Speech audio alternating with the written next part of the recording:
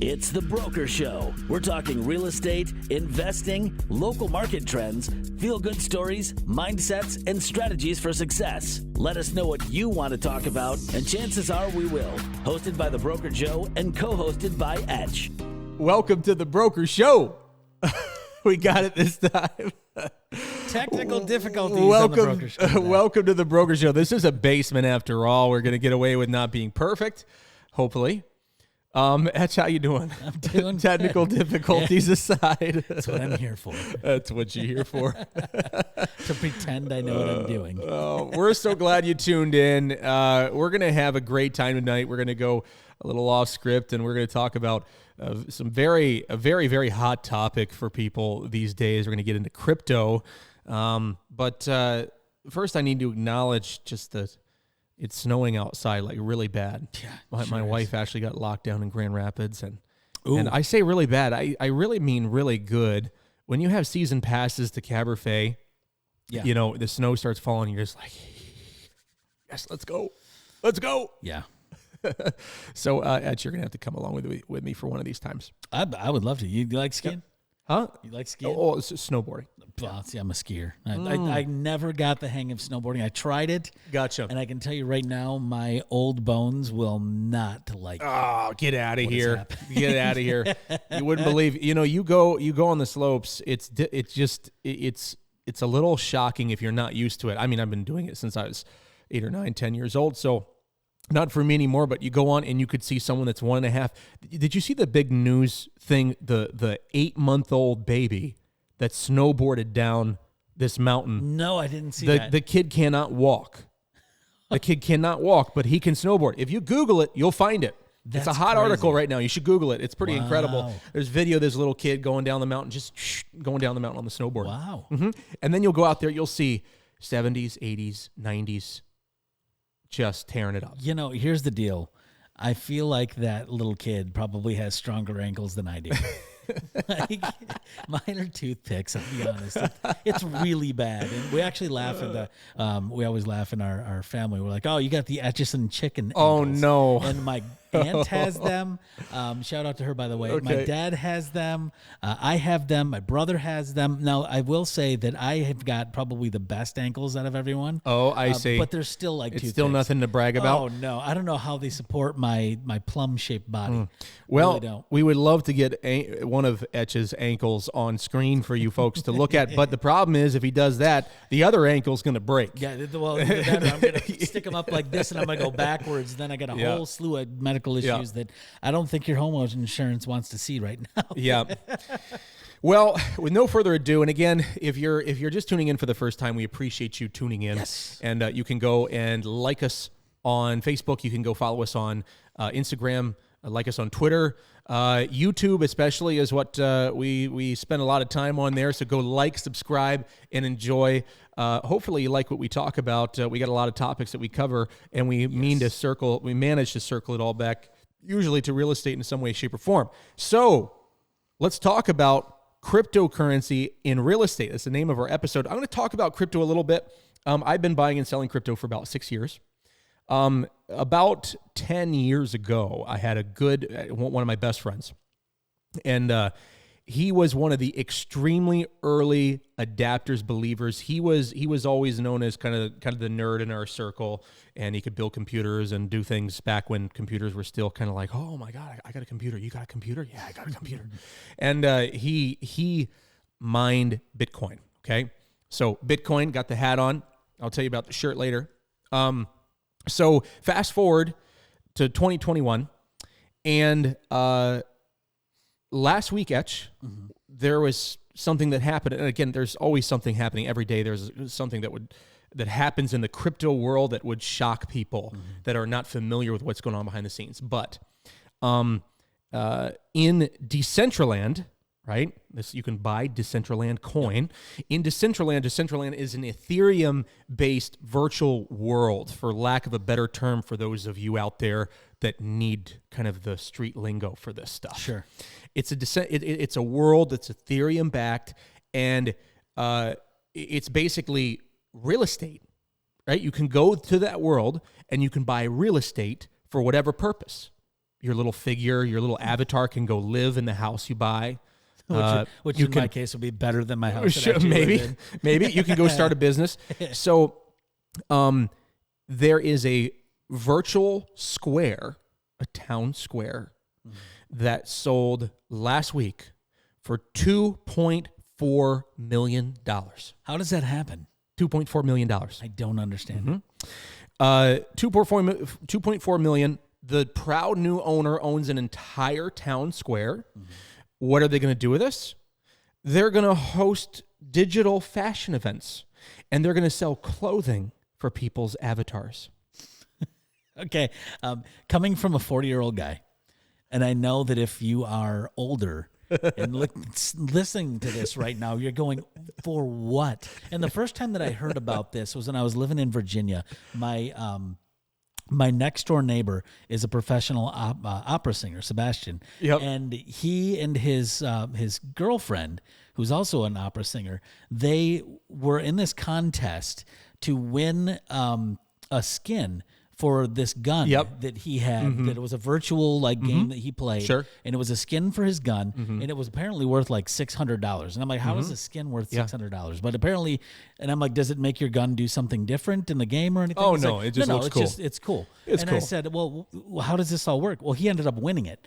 And I'm telling you, I've never seen this dude so excited. So in my excited life. ever. He was like, I just won this thing. It's all cool. I'm like, how is it worth $600? I said, it's just all it is can't you make your own? Oh my gosh. Can't you make your? And I don't understand this. I'm like trying to wrap my head around it and being like, so you don't actually own it, but you kind of own it. You're the only one with that skin, right? And he's like, yeah.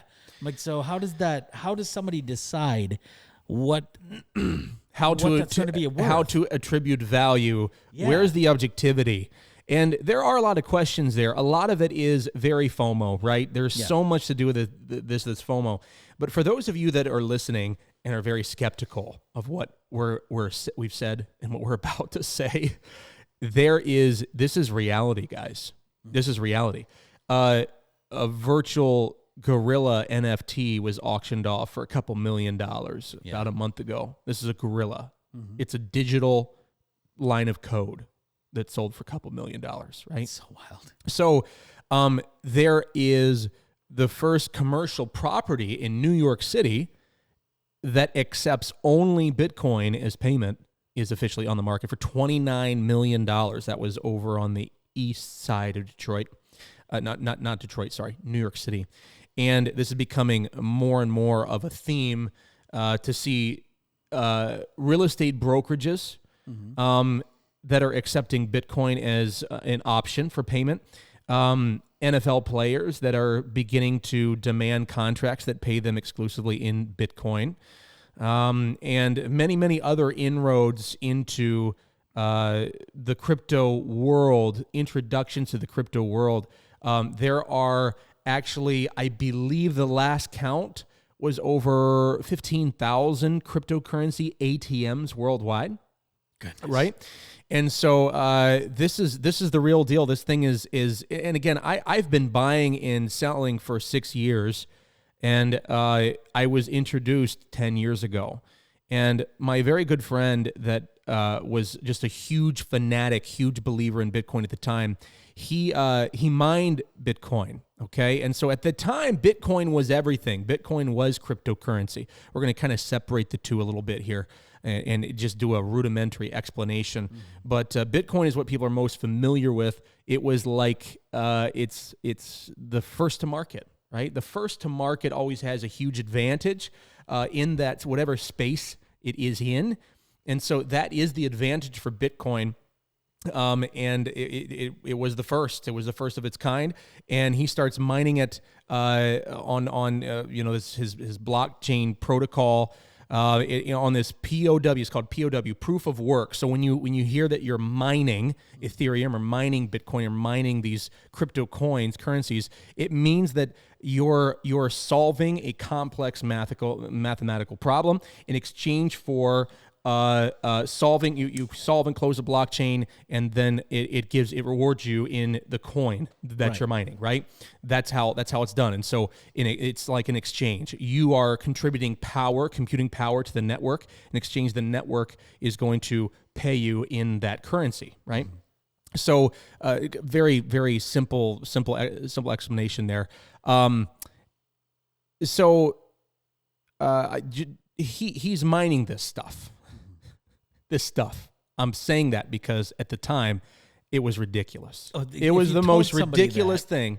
They'd look at you like you were crazy. I think back to that time, and I was very exposed to the reality of how little Bitcoin. There wasn't even awareness that this was a thing, right? Mm-hmm.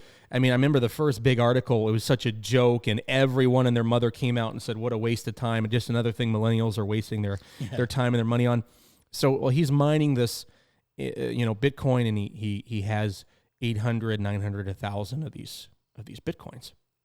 And he got, Bitcoin starts in 2013, 14, starts gaining traction in the news, right? Somewhere around that time. And starts going up in value. Yep. It behaves like a stock, right? So there is a set amount of the commodity, which is this virtual coin. And when there's more demand for it, let's say there's 55% are buyers and 45% are sellers, then that creates a increase. It creates it's all about supply and demand. It's just like a stock, right? So if more people want it than are selling it, then the price goes up. Mm-hmm. And then if still more people want it than are selling it, the price goes up more, and so on and so forth. And so it starts eking its way up, and he gets excited. And it goes up to, and I can't remember exactly what it was, but I think it was like $15. Okay. Oh, jeez. My safe phone did that right now. And he goes, he sells it all. Yeah. All of it. Mm-hmm. He pays off his truck and does some things with it. And this is a great friend. I love him to death. I just love him. At the time, I was like, great idea, man. You just got yourself out of this thing. I can't believe it. All this money you spent and time you spent on these. He didn't even pay for heat for their house. Yeah, for an entire winter, right? I mean, he kept it warm with the huge computers that were up in his living room. So, fast forward another 2 years, it's at 150. Fast forward another 2 or 3 years, it's at 10,000. Fast forward another year, and as of today, it's hovering just under $60,000 a coin. Can you imagine? And so now we have worldwide adoption. We have nations around the world that have begun to ban it because it is threatening the power of their own currency, because it's untraceable. When I say untraceable, I'm going to use a lot of terminology that isn't necessarily exactly true, because there's a lot of different cryptocurrencies with a lot of different function and purpose. But the idea is, if I were to go and buy something, Etch, I would have to use a card, right? Yep. I have to put it into a chip machine, whatever it may be. There is a communication with a third party, which is my bank, through Visa or MasterCard, and then they resolve, right? The solution is, yes, we can satisfy this request for this money. So this cryptocurrency, it's peer-to-peer. It's from me to you, right? And so I am giving you a problem to solve. Whenever there's an exchange of value with cryptocurrency, what you're really doing is I'm giving you a problem to solve, right? You have to solve this complex code, but I'm giving you the key as well. Right? That's how the exchange works. And so, again, there's more complexity. Don't want to get into all that and bore you to death tonight. But the idea, the reason that cryptocurrency has gained so much traction, there's many, many reasons for it. But, and we can get into NFTs, and we can get into a lot of these other things that are a lot of it is faddish, but these things are really carrying a lot of weight and traction. And there's a lot of different spaces we could talk about. Meme coins, right? That serve almost no functional use whatsoever, other than letting people get a small piece of the pie, a small piece of the action. And celebrities are tweeting them, and these different people are vying for, Dogecoin and Shiba Inu and this and that and the other thing. And so these coins don't necessarily have any function other than there are places that are well on their way to accepting them as payment. Right? Well on their way. So while Dogecoin may be accepted as payment for something, right? You swipe your crypto card, your Dogecoin, you transfer Dogecoin from your secure digital wallet. It doesn't serve any real function. it's a crypto that is based on top of the Ethereum network or the Bitcoin network, and all of them have different ways that they function and operate. But then you have the really big projects, the big crypto projects, the second generation and third generation projects that actually make a very compelling case for functionality for nations, for corporations, for businesses, for musicians, for so many different arenas that could make use of this technology that is fast, unhackable, safe, reliable, and saves a ton of time and trouble, right?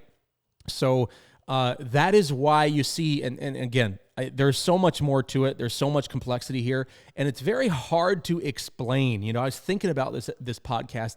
How do you sit here and explain? The truth is, there are, I mean, I am watching people all the time that know 50,000 times more than I do about these topics, right? Yeah, oh yeah. And so at the end of the day, I know just enough to be dangerous. And what I've learned in the past 6 years is a lot about the trading side. When I look at crypto and the average human looks at crypto, they don't necessarily see a tool right now. They see an opportunity, right? Oh, yeah. They're not even sure what it all means. They just know that there's people out there getting rich. Yep. They know there's people out there with these crazy stories, and we'll tell if I got a few stories for you. But at the end of the day, there is big opportunity to make money and to invest in what's going to be. That's why people buy stock. Now, I know that Warren Buffett, other men like him that are very wise, got a lot of wisdom. I've read a lot of the books. I've heard a lot of things. Buy a stock that you believe in, right? Sure.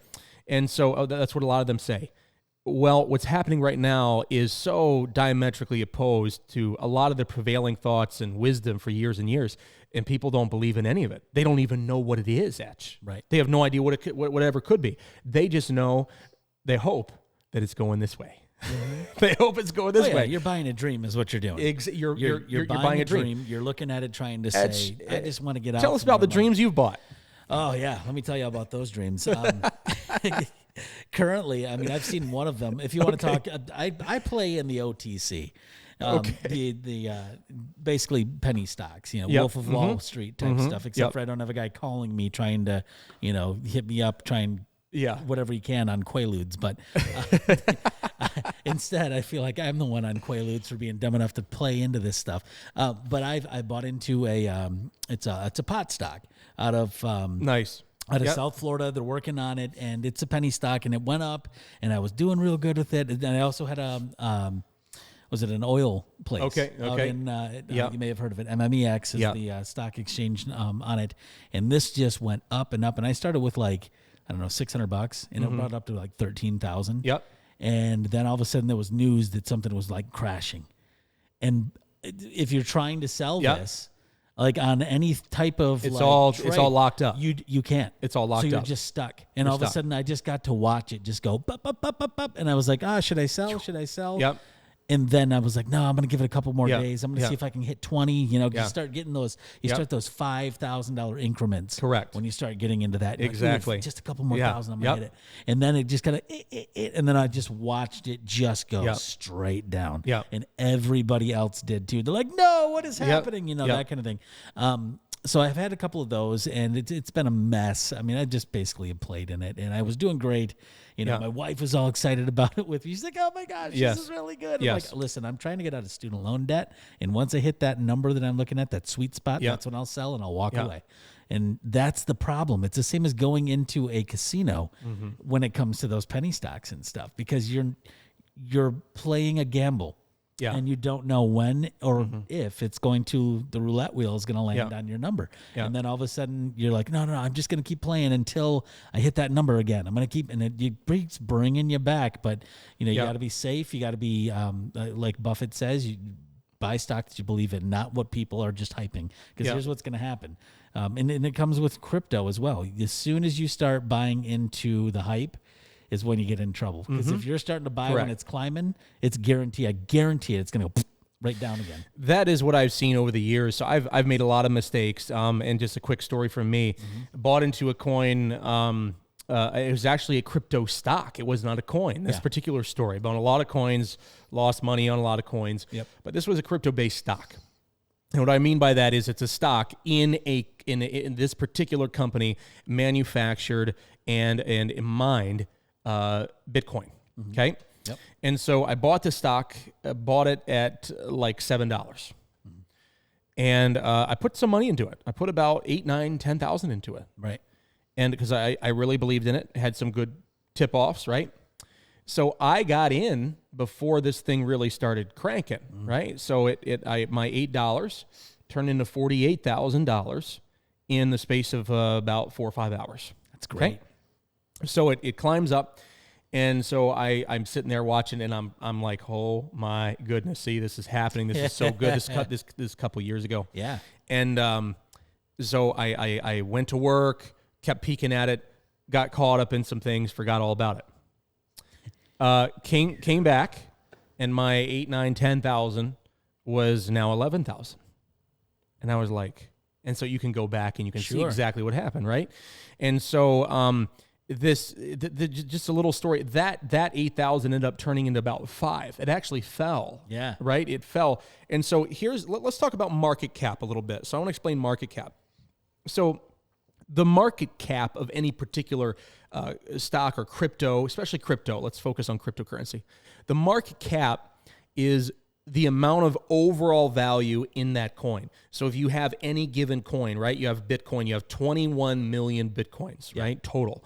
There will never be more. They can never be more. There's a very specific set amount of them. And so because there's a hard limit on how many there can be, you have baked in security in your value, right?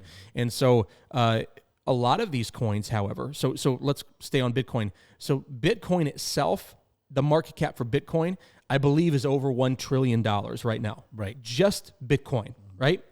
So this is a very stable, I say very stable. In the world of crypto, Bitcoin is as stable as it gets. Yep. Because there's such a huge market cap, individual players cannot influence the overall trajectory of the coin value. Now, when Bitcoin started, let's go back in time. Let's say Bitcoin is worth $1 billion. If someone buys, let's say, $10 million, right? Mm-hmm. And that sounds like a lot. There's whales out there that are moving that kind of money all the time in the crypto space. Let's say the market cap said, $10 million, and someone buys $100,000. That's only 1% of the entire value, $100,000. But it's 1%, and it literally could cause a market crash if someone sold. It could cause a market jump if someone bought $1 million. So then you have people like Elon Musk, right? He was the godfather of many things, but especially the trend of stocks and crypto pumping and dumping. Right. Yep. When he would tweet at 3 a.m, and he would tweet a picture of a dog, of the Dogecoin dog. Yeah. And then Dogecoin jumps 30-40% overnight. Right. So there's a lot of that. Now what's happened is now a lot of these coins over the last 5-6 years, the market caps are so huge that moving them with simple tweets and changes by 10, 20, 30%, it's not nearly as volatile because there's just the market cap is so big, it's like throwing a rock into a bigger pond, right? The pond is getting bigger and bigger and bigger, so it takes just a much, much bigger rock to influence things. And so now let's talk about meme coins. Now, one of the recent hot meme coins was a coin called Shiba Inu. Still got it. Shiba Inu. I'm a bag holder. Shiba Inu, just so you understand how goofy some of this is. Yeah. Dogecoin, Shiba Inu, these are meme coins. These are coins that are based on another coin's network. In this case, Dogecoin is based off of Bitcoin's network. Shiba Inu is based off of Ethereum's network. And these coins, they're meme coins. They're not projects. There's not brilliant Harvard and Stanford minds behind these coins with these developer teams, putting millions and millions of dollars into developing software that is going to be relevant or space that's going to be relevant for nations and corporations down the road. These are meaningless coins. Okay. Someone literally went in and made them, one day. Dogecoin was made by a guy that it was his fad to work kind of part-time on crypto, and it's kind of beyond me what his field was. Sure. But he created Dogecoin you can look it up in his basement in the span of a couple nights, right? Just tweaking it. Yeah. And then he sold it all when it was worth like a penny, right? And bought a new car. It was less than a penny, I think. And so, long story short, when you have the infancy, like Shiba Inu started last November. It's been about a year now. Yep. So one of the first guys who bought Shiba Inu big, this guy bet big on it.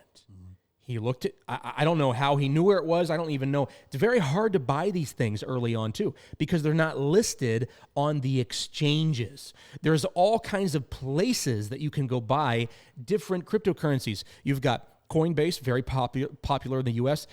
They have a very nice long list of coins. There's over 100 coins that you can go and buy on Coinbase, but not all of them, and especially not meme coins, right? Yep. You can buy Dogecoin, but you can't buy much else that's meme at all. All these are bigger, more stable. Yep. So then you go to places like Dogecoin. You can only buy a couple. Not Dogecoin. Robinhood. Yeah. Very popular, but Robinhood only has a couple cryptocurrencies you can actually buy. Just a couple of them.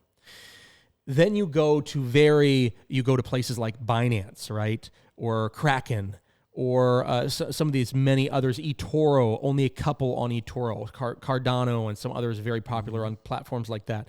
And then you go to get these meme coins, these new coins. You get those on places like Uniswap, PancakeSwap, so on and so forth.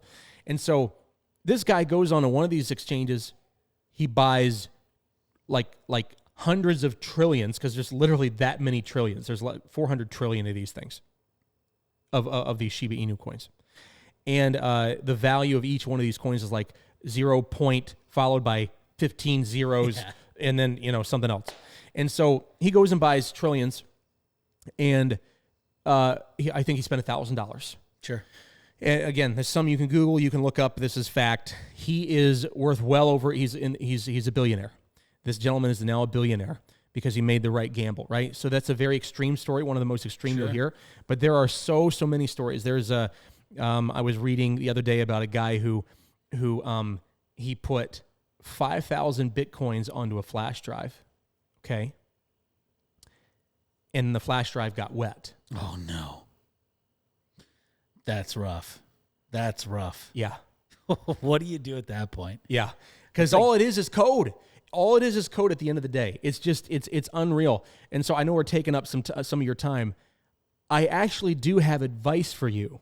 For you out there, if you're thinking about stepping your toe into cryptocurrency, don't. I actually have done very, very well. I've learned a lot of hard lessons. Yeah. I've made a lot of knee-jerk reactions. I listened to a lot of the voices, a lot of the chiming out there. And you have to, if you're in it for the long run, what you need to do is you need to take about 70, 80% of whatever you invest. You need to put it in some big projects, some projects like Ethereum or Cardano or Solana, or some of these bigger projects that are going to have meaning and utility. They're going to have utility for years and decades to come. Mm-hmm. And you put most of your money there. You take the rest of it and you play around with it. Yeah. Right? So I had there are a lot of scams.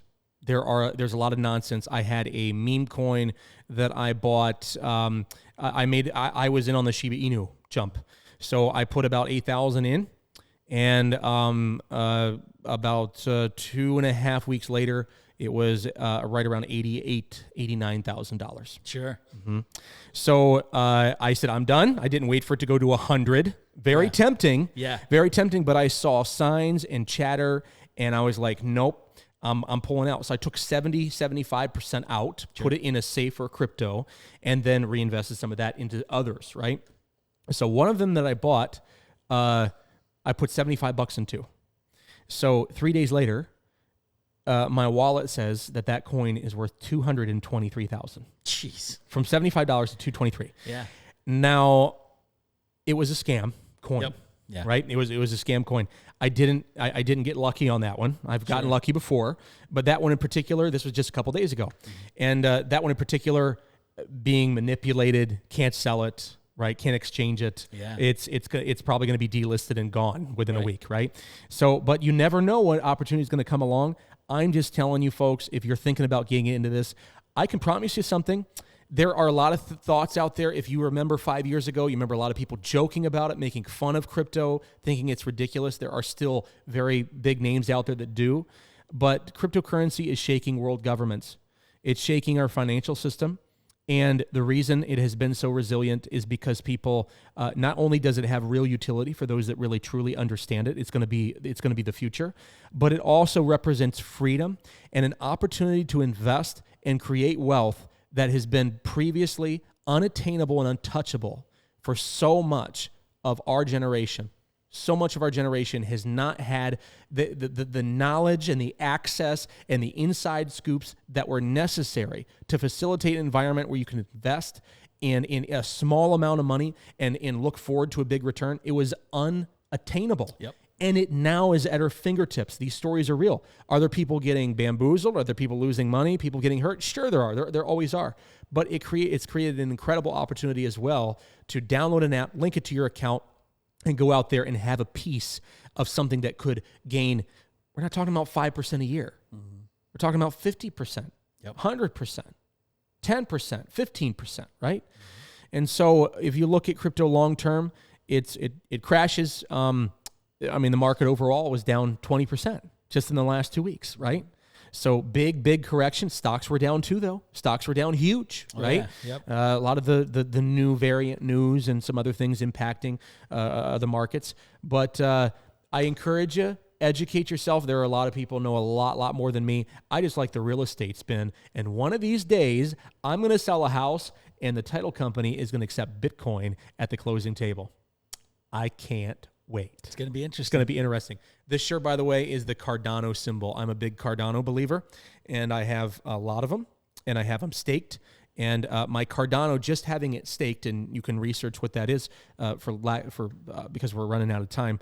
I'll run through it. I have it staked, which means that I'm getting a return on my investment. I'm getting between 5 and 7% a year for just sitting there. Right. This has nothing to do with the value going up or down, which the value has gone up tremendously. And will continue to do so for a long time. But just for having it sit there, I'm contributing to the network, having it staked in the network the way that Cardano works. It's a third generation cryptocurrency, and having it staked contributes to the power of the network and the speed of the network, which is going to one day be able to process millions of transactions per second. Millions of transactions per second is what a lot of these are going to be able to do. There's going to be no borders.